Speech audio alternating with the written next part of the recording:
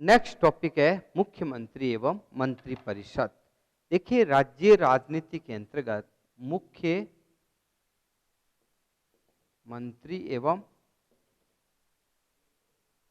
मंत्री परिषद। देखिए, मुख्यमंत्री एवं मंत्री परिषद की अगर अपन बात करें तो राज्यों की राजनीति के अंतर्गत केंद्र सरकार की भांति दोहरी शासन प्रणाली को अपनाया गया है। नाम मात्र की शासन व्यवस्था के रूप में राज्यपाल का पद है और वास्तविक कार्यपालिका के अंतर्गत मुख्यमंत्री और मंत्री परिषद का कार्य करती है। मुख्यमंत्री और मंत्री परिषद की अगर अपन बात करें तो भारत में केंद्रीय सरकार की भांति जो राज्यों की राजनीति के अंतर्गत मुख्यमंत्री का जो पद है वो बहुमत के रहते हुए मुख्यमंत्री राज्यों की राजनीति में ब्रह्मा विष्णु महेश की तरह कार्य करता है। आर्टिकल 163 163 का अगर अपन अध्ययन करें तो आप लोग देखेंगे कि राज्यपाल राज्यों के अंतर्गत एक मुख्यमंत्री और एक मंत्री परिषद का गठन करेगा। मुख्यमंत्री की पद की जो नियुक्ति है वो राज्यपाल के द्वारा की जाएगी, लेकिन राज्यपाल बहुमत दल के नेता को ही मुख्यमंत्री पद पर आमंत्रित करेगा।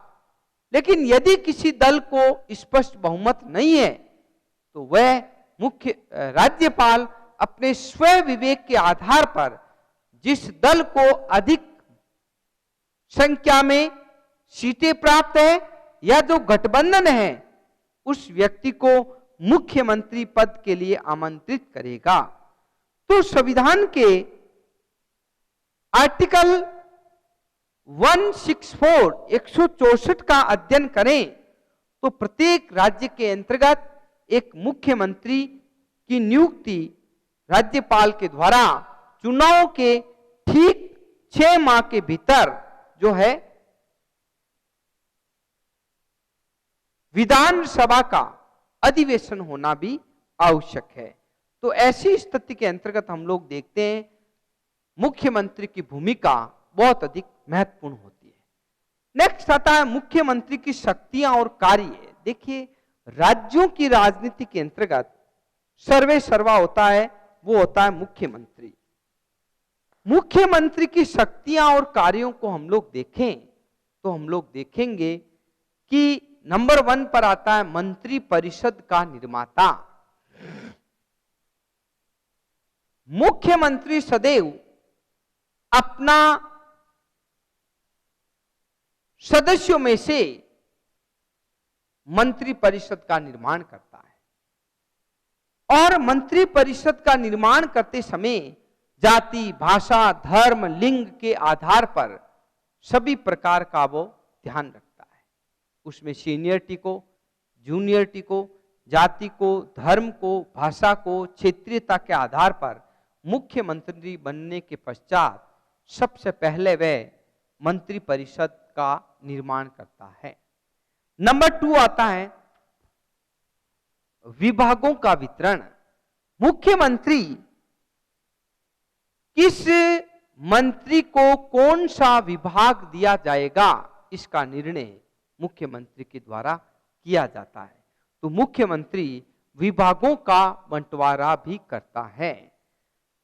नंबर 3 मंत्रिमंडल का कार्य संचालन। मुख्यमंत्री राज्यपाल और मंत्रिमंडल के बीच ओवरब्रिज सेतु का कार्य करता है और ऐसी स्थिति के अंतर्गत हम लोग देखते हैं मंत्रिमंडल रूपी जहाज का परिचालन जो है मुख्यमंत्री के द्वारा किया जाएगा।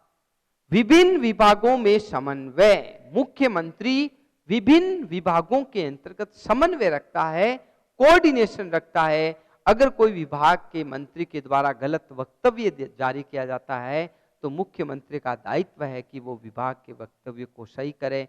ऐसी स्थिति के अंतर्गत हम लोग देखते हैं कि जो मुख्यमंत्री है वो विभागों के अंतर्गत समन्वय बनाए हुए रखते हैं। मंत्रियों को पद से हटाना, अगर कोई मंत्री ने गलत वक्तव्य जारी कर दिया है या मंत्री पद पर कार्य नहीं कर रहा है या मंत्री अपनी गोपनीयता की शपथ लेने के बावजूद गोपनीयता को उजागर करता है, तो मुख्यमंत्री को यह पूर्ण दायित्व है कि उस मंत्री को अपने पद से वे हटा देते हैं। नेक्स्ट आता है प्रशासन की धुरी। मुख्यमंत्री हमेशा प्रशासन की धुरी होता है और उसकी जो नीति है वो मूल रूप से सभी शासन के अंतर्गत जो है एक नीति का प्रमुख प्रवक्ता होता है। तो ऐसी स्थिति के अंतर्गत जो हायरार्की है, मुख्यमंत्री प्रशासन की प्रमुख धुरी के रूप में कार्य करता है। नेक्स्ट आता नीति निर्धारक। नीति का मतलब होता है पॉलिसी मेकर, और मुख्यमंत्री राज्य के विकास के लिए अनेक नीतियों का निर्माण करता है और उसके पश्चात शासन व्यवस्था को संचालित करने के लिए प्रशासन की धुरी के रूप में प्रमुख रूप से कार्य करता है। नेक्स्ट आता है विधानसभा में बहुमत दल का नेता। मुख्यमंत्री विधानसभा के अंतर्गत बहुमत दल का नेता होता है, क्योंकि जिस दल के व्यक्ति को बहुमत अधिक मिलेगा वह सदस्य मिलकर के अपने नेता का चुनाव करेंगे, वो बहुमत दल का नेता होता है। तो ऐसी स्थिति में मुख्यमंत्री बनने से पूर्व वो विधानसभा के निर्वाचित सदस्यों का बहुमत दल का नेता भी होता है। नेक्स्ट आता है पार्टी का प्रमुख नेता, क्योंकि मुख्यमंत्री बनने के पश्चात पार्टी के जो सारे सदस्य हैं वो मुख्यमंत्री के इर्द गिर्द ही चक्कर लगाते हैं। तो ऐसी स्थिति के अंतर्गत हम लोग देखते हैं कि मुख्यमंत्री मूल रूप से पार्टी का प्रमुख प्रवक्ता होता है, प्रमुख जो है वक्ता होता है। नेक्स्ट आता है राज्य का प्रतिनिधित्व है। राज्य का प्रतिनिधित्व से तात्पर्य यह है कि मुख्यमंत्री किसी भी परिस्थिति के अंतर्गत, चाहे सामान्य काल हो चाहे संकट काल हो, मुख्यमंत्री राज्य का प्रतिनिधित्व करता है। और ऐसी स्थिति के अंतर्गत हम लोग देखते हैं जो राज्य का प्रतिनिधित्व करने का कार्य है वो मुख्यमंत्री का प्रमुख है। नेक्स्ट आता है राज्यपाल और मंत्रिमंडल के बीच कड़ी। मुख्यमंत्री राज्यपाल और मंत्रिमंडल के बीच कड़ी का कार्य करता है। तो ऐसी स्थिति के अंतर्गत हम लोग देखते हैं जो मुख्यमंत्री है वो राज्यपाल और मंत्रिमंडल के बीच कड़ी का कार्य भी करता है। और लास्ट आता है विधानसभा को भंग करना। मुख्यमंत्री विधानसभा को भंग कर सकता है और इसकी जो है सिफारिश वो राज्यपाल को देता है। राज्यपाल मुख्यमंत्री के परामर्श से विधानसभा को भंग कर देता है। तो ऐसी स्थिति के अंतर्गत बच्चों हम लोग देखते हैं राज्यों की राजनीति के अंतर्गत मुख्यमंत्री की भूमिका प्रमुख होती है। और इस तरह से हम लोग देखते हैं मुख्यमंत्री जो है एक चंद्रमा के समान चमकता हुआ सितारा है जिसके चारों ओर अन्य नक्षत्र घूमते हैं। मुख्यमंत्री जहाज का परिचालक है और वो जहाज के परिचालक के अंतर्गत नाविक की तरह वो आगे चलता है और उसके पीछे मंत्रिमंडल चलता है। तो किसी भी राज्य की राजनीति के अंतर्गत हम लोग देखते हैं मुख्यमंत्री की भूमिका अत्यंत महत्वपूर्ण होती है। नेक्स्ट टॉपिक आता हमारा मंत्री परिषद। देखिए मंत्री परिषद क्या है, कैबिनेट की संख्या क्या है, योग्यता क्या है, विभाजन क्या है, कार्यकाल क्या है। मंत्री परिषद के बारे में हम लोग अध्ययन करें तो राज्य के मंत्री परिषद के अध्ययन में सबसे पहला आता है मुख्यमंत्री की नियुक्ति।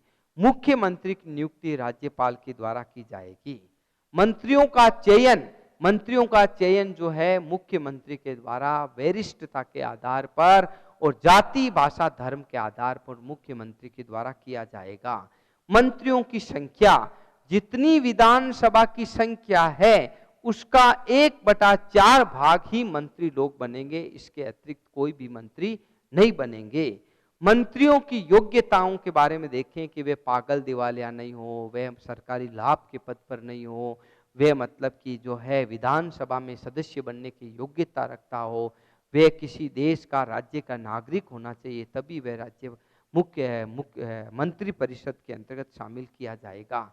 मंत्रियों का कार्य विभाजन का जो प्रमुख उत्तरदायित्व है वो मुख्यमंत्री को दिया गया है। मुख्यमंत्री जो है सभी मंत्रियों का, उप मंत्रियों का, कैबिनेट मंत्रियों का, राज्य मंत्रियों का कार्यों का विभाजन करने का प्रमुख रूप से कार्य करता है।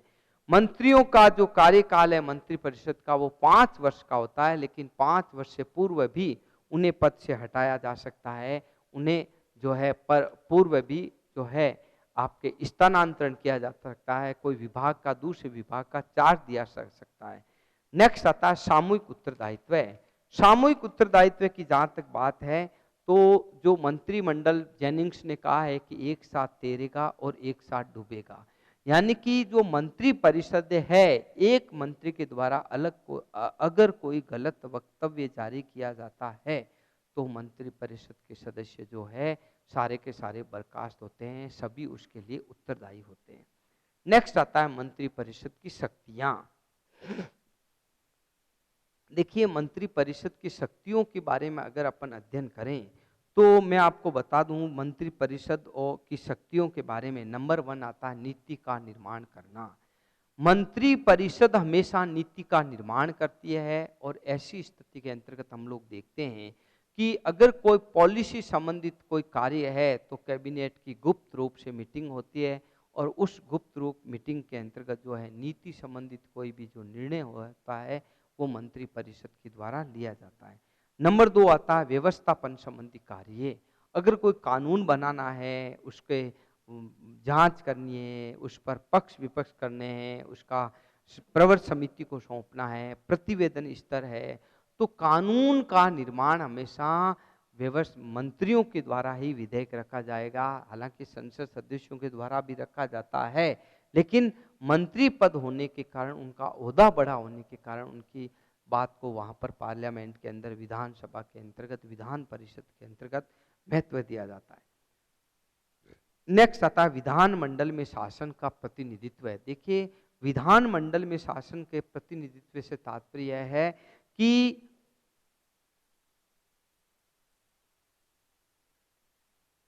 मंत्री परिषद विधानसभा का प्रतिनिधित्व करती है देश और विदेश के अंतर्गत, और अगर कोई विधानसभा के अंतर्गत कोई भी बात होती है तो इसके लिए मुख्यमंत्री और उसका मंत्री परिषद पूर्णतया जिम्मेदार होता है।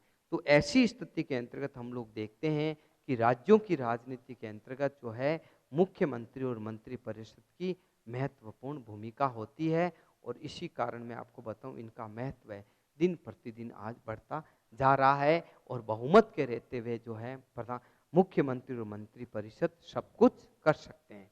नेक्स्ट आता है भारत में संविधान संशोधन।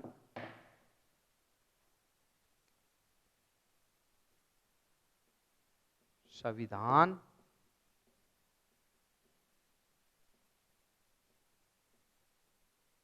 संशोधन। देखिए, संविधान संशोधन की जहां तक बात आती है, कॉन्स्टिट्यूशनल अमेंडमेंट की जहां तक बात आती है, तो इसका बहुत बड़ा जो महत्व है। विश्व के आज हम लोग प्रत्येक राष्ट्र का अपना एक संविधान होता है, और मैं आपको बताऊं कि संविधान तो एक वस्त्र के समान होता है जिससे कोई भी राष्ट्र अपनी प्रतिष्ठा प्राप्त कर सकता है। जो केवल संविधान केवल कानूनों का संग्रह मात्र भी नहीं है, बल्कि राष्ट्र को पथ प्रदर्शन करने वाला मार्गदर्शक भी होता है, और राष्ट्र की सफलता संविधान की जो है उसकी जो मजबूती के आधार पर राष्ट्र की सफलता उसको जो है शिखर पर, उच्च शिखर पर पहुंचा सकती है। लेकिन वर्तमान के अंतर्गत क्या है, बदलती सामाजिक, आर्थिक, राजनीतिक परिस्थितियों के कारण हम लोग देखते हैं कि आज उस संविधान के अंतर्गत परिवर्तन करना आवश्यक हो जाता है। तो ऐसी स्थिति के अंतर्गत हम लोग देखें कि इस बात का इतिहास साक्षी है कि यदि एक व्यक्ति समय काल परिस्थितियों के अनुसार अपने आप में परिवर्तन नहीं लाता है तो वे काल के थपेड़ों में खाकर अपना अस्तित्व खो देता है। व्यक्ति को सदैव स्थिति, परिस्थिति और परिस्थितियों के अनुसार, अपने परिस्थितियों के अनुसार उसमें परिवर्तन करना बहुत अधिक जरूरी है। तो ऐसी स्थिति के अंतर्गत हम लोग देखते हैं कि संविधान के अंतर्गत अगर जो है संशोधन करना है, तो मैं आपको बता दूं कि भारत के संविधान के अंतर्गत संशोधन है वो संसद में एक साधारण बहुमत से होता है, एक जो है विशिष्ट जो संवैधानिक हेतु है, विशिष्ट प्रावधान है, विशेष बहुमत के द्वारा होता है। तो भारत के संविधान के अंतर्गत जो है संवैधानिक संशोधन की जो प्रक्रिया अपनी गई है वो संविधान के आर्टिकल अनुच्छेद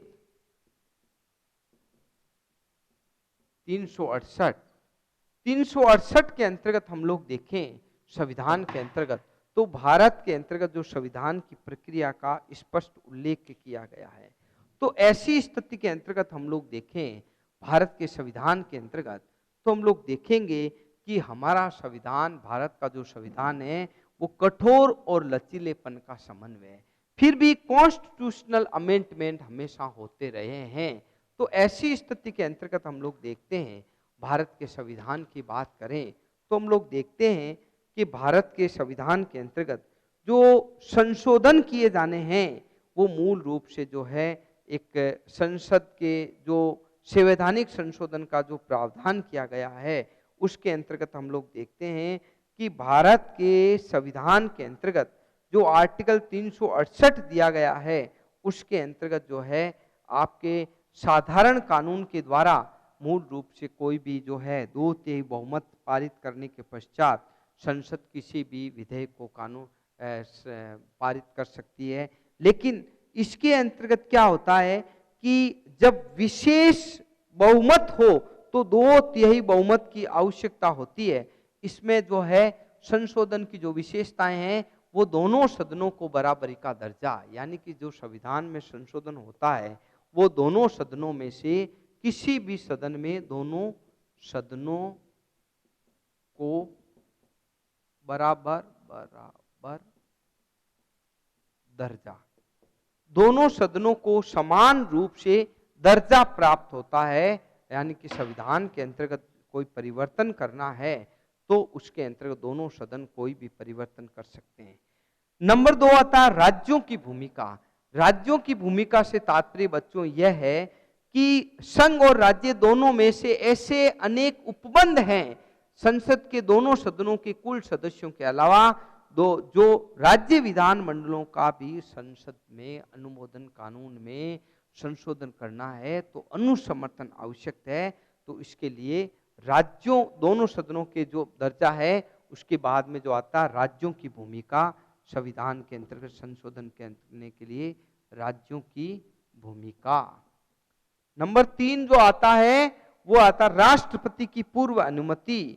संवैधानिक संशोधन के अंतर्गत जो है राज्य का अगर कोई पुनर्गठन करना है तो उसमें आपको मैं बताऊं राष्ट्रपति की पूर्व स्वीकृति लेनी पड़ेगी।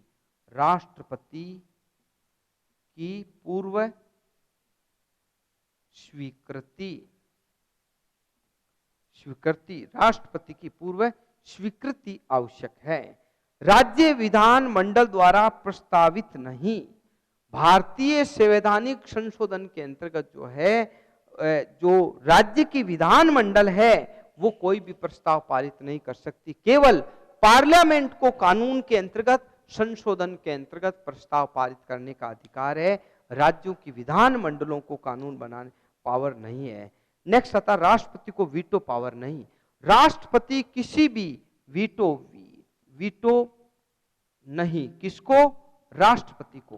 कोई भी तरह से अगर संविधान के अंतर्गत संशोधन करना है तो राष्ट्रपति को जो है संसद द्वारा पारित या राज्य विधान मंडल द्वारा पारित कोई भी संयुक्त राज्य अमेरिका की तरह भारत के राष्ट्रपति को जो है वीटो का अधिकार नहीं दिया। नेक्स्ट आता है संघीय व्यवस्था के अनुकूल। संशोधन की जो प्रक्रिया है वो संघात्मक व्यवस्था की सुदृढ़ता को ध्यान में रखा गया है। संशोधन प्रक्रिया ऐसी रखी गई है जिसमें संघीय इकाइयों को असंतोष नहीं हो, यानी कि जो राज्य हैं उनको कोई किसी तरह का कोई प्रॉब्लम नहीं हो।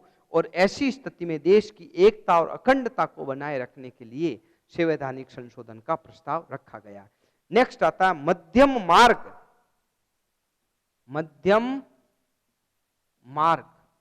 मध्यम मार्ग का तात्पर्य यह बच्चों कि भारतीय संविधान की संशोधन प्रक्रिया न तो अत्यधिक जटिल है और न अत्यधिक कमजोर है, बल्कि मध्यम मार्ग का अनुसरण किया गया है। और ऐसी स्थिति में जो है भारत का संविधान जो है मध्यम मार्ग का अनुसरण करता है। नेक्स्ट आता है जनमत संग्रह का अभाव। जनमत संग्रह का अभाव, इससे तात्पर्य यह बच्चों कि भारत के संविधान के अंतर्गत स्विट्जरलैंड के संविधान की तरह पब्लिक ओपिनियन जनमत संग्रह को कहीं पर भी महत्व नहीं दिया गया है, और बल्कि पार्लियामेंट के द्वारा जो पारित होता है वही संवैधानिक संशोधन होता है। और लास्ट आता है, संसद की संवैधानिक संशोधन की शक्ति असीमित नहीं। जो असीमित नहीं, संसद की भारत में संशोधन करने में संसद महत्वपूर्ण शक्तियां प्राप्त है, लेकिन उसकी शक्तियां असीमित नहीं है, क्योंकि अगर कोई संविधान की भावनाओं के विपरीत कोई संशोधन किया जाता है तो न्यायपालिका उसे अवैध घोषित कर सकती है। तो ऐसी स्थिति के अंतर्गत हम लोग देखते हैं भारत के अंतर्गत जो संवैधानिक शक्ति है वो मूल रूप से असीमित नहीं है, बल्कि शक्तियों को क्या किया गया है, भारत के अंतर्गत सीमित किया गया है। नेक्स्ट टॉपिक आ रहा है बच्चों, वो आ रहा है चुनाव आयोग।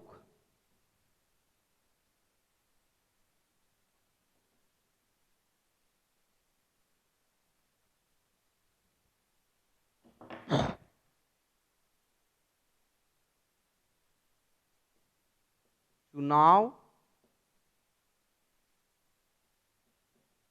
आयोग। चुनाव आयोग, चुनाव आयोग की अगर अपन बात करें, देखिए बच्चों, किसी भी देश की लोकतांत्रिक शासन व्यवस्था को जीवित रखने के लिए चुनाव आयोग की भूमिका महत्वपूर्ण होती है। और चुनाव आयोग जो है लोकतांत्रिक शासन व्यवस्था के सफल संचालन के लिए सभ्य और स्वतंत्र समाज की सुरक्षा के लिए एक प्रथम इकाई है। और चुनाव आयोग हमेशा स्वतंत्र और निष्पक्ष चुनाव कराकर देश की जनता को लोकतांत्रिक शासन व्यवस्था के सुरक्षा प्रहरी के रूप में कार्य करता है। लोकतंत्र के लिए चुनाव आयोग का होना अत्यंत जरूरी है। भारत के लिए अगर अपन चुनाव आयोग की कार्यशैली और चुनाव आयोग के कार्य को हम लोग देखें तो आप लोग देखेंगे कि भारतीय संविधान लोकतांत्रिक शासन व्यवस्था का शुरुआत श्री गणेश करने के साथ ही शासन की अंतिम शक्ति जो है वो जनता के अंतर्गत निहित कर दी गई है। और जनता अपने प्रतिनिधियों को चुनकर संसद, विधानसभा और स्थानीय निकायों में भेजती है, जो जनता की नीतियों की शासन व्यवस्था का संचालन करते हैं। तो ऐसी स्थिति के अंतर्गत हम लोग देखते हैं भारत के संविधान निर्माता चुनाव की राजनीति से भली भांति परिचित थे। इसीलिए भारतीय संविधान में एक कॉन्स्टिट्यूशनल पोजीशन वाली जो है इलेक्शन कमीशन संवैधानिक संस्था का गठन किया गया है, जिसका प्रमुख उत्तरदायित्व है भारत के राष्ट्रपति, उपराष्ट्रपति, लोकसभा, राज्यसभा, विधानसभा, जिला प्रमुख, पंचायत समिति और ग्राम पंचायत के चुनाव कराने का जिम्मेदारी या दायित्व सौंपा गया है।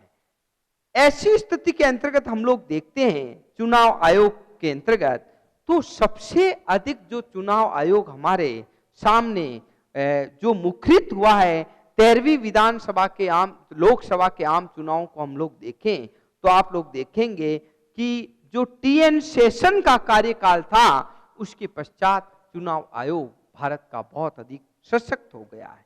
पदाधिकारी के रूप में देखें चुनाव आयोग के पदाधिकारी, तो पदाधिकारी में पदाधिकारी देखिए एक मुख्य निर्वाचन अधिकारी और इसके अलावा 2 अन्य चुनाव आयुक्त होते हैं। और ये इलेक्शन कमीशन मूल रूप से कानून के द्वारा निर्मित प्रक्रिया के द्वारा कार्यकाल करता है। नंबर आता है चुनाव आयोग का कार्यकाल। देखिए कार्यकाल के बारे में मैं आपको बताऊं कि चुनाव आयोग के सदस्य एक निश्चित अवधि के लिए नियुक्त किए जाते हैं। उसके पूरा होते ही सदस्यों का कार्यकाल स्वतः समाप्त हो जाएगा। मुख्य चुनाव आयुक्त की नियुक्ति 6 वर्ष के लिए की जाती है या 65 वर्ष की आयु तक वह अपने पद पर कार्यरत रहता है। नेक्स्ट आता है महाभियोग। चुनाव आयोग के मुख्य जो चुनाव आयोग अधिकारी है उस मुख्य चुनाव आयोग को जो है आप राष्ट्रपति के भारत सरकार की सलाह के द्वारा प्रधानमंत्री और मंत्रिमंडल की सलाह के द्वारा भारत के राष्ट्रपति के द्वारा नियुक्त किया जाता है। लेकिन इसे ऐसे कभी भी टर्मिनेट नहीं किया जा सकता, बल्कि आर्टिकल 324(5) के अनुसार अगर यदि कोई भारत का जो है मुख्य न्याय आपका जो चुनाव आयुक्त संविधान की भावनाओं से हटकर कार्य करता है तो उसका लोकसभा में 2/3 बहुमत से पृथक पृथक अलग अलग मतों के द्वारा जो है प्रस्ताव पारित करके उसे पद से हटा दिया जाएगा। तो वर्तमान में जो चुनाव आयोग है वो बहुसदस्य बना दिया गया है और ऐसी स्थिति के अंतर्गत मैं आपको बताऊं कि जो 3 सदस्य आयोग बनाया गया है 1993 के अंतर्गत भारत सरकार ने एक अध्यादेश जारी कर चुनाव आयोग को जो है बहुसदस्य बना दिया गया है। तो ऐसी स्थिति के अंतर्गत वर्तमान में जो चुनाव आयोग है वो बहुसदस्य के रूप में कार्य करता है। चुनाव आयोग के प्रमुख कार्यों को हम लोग देखें तो चुनाव आयोग के कार्य क्या क्या है। देखिए, चुनाव आयोग के जो प्रमुख कार्य हैं उनके अंतर्गत जो है प्रमुख आर्टिकल 324 के अनुसार हम लोग देखें तो भारत के अंतर्गत जो है सबसे पहला जो कार्य आता है चुनाव आयोग का वो आता है चुनाव क्षेत्रों का परिसीमन करना। परिसीमन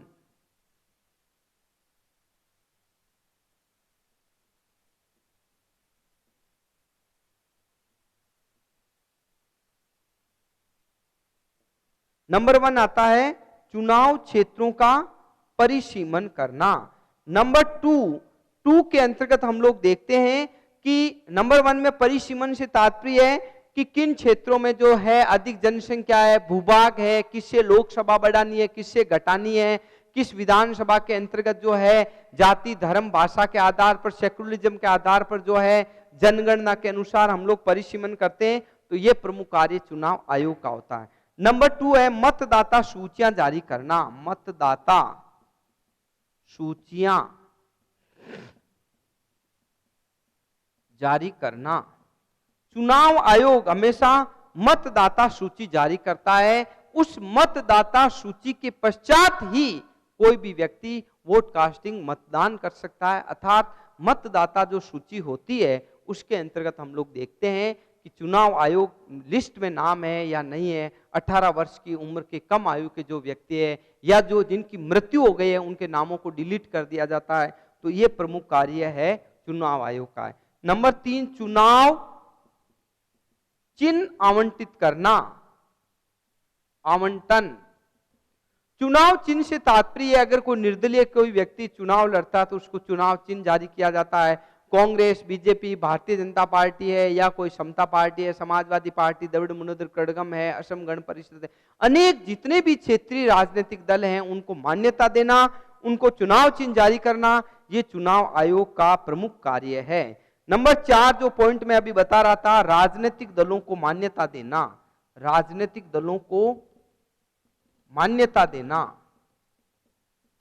चुनाव आयोग के द्वारा जो नए राजनीतिक दल बनते हैं उनको मान्यता, जैसे वर्तमान में आपको रिसेंट में बताऊं ये एक आम आदमी पार्टी बनी है अरविंद केजरीवाल की, तो इसको चुनाव आयोग से पहले मान्यता लेनी पड़ी तो ये तभी चुनाव लड़ पाती है राजनीतिक दल के रूप में। तो चुनाव आयोग राजनीतिक दलों को मान्यता प्रदान करता है। नंबर 5 पर आता है चुनावों का संचालन। चुनावों का संचालन। चुनाव आयोग चुनावों का संचालन करता है और ऐसी स्थिति के अंतर्गत हम लोग देखते हैं कि चुनाव जो हो रहे हैं उसका संचालन करता है। नेक्स्ट आता है चुनाव में आचार संहिता लगाना। चुनाव आयोग के द्वारा आचार संहिता लगा दी जाती है। जब कोई चुनाव होते हैं तो उनके अंतर्गत आचार संहिता का लगा दिया जाता है।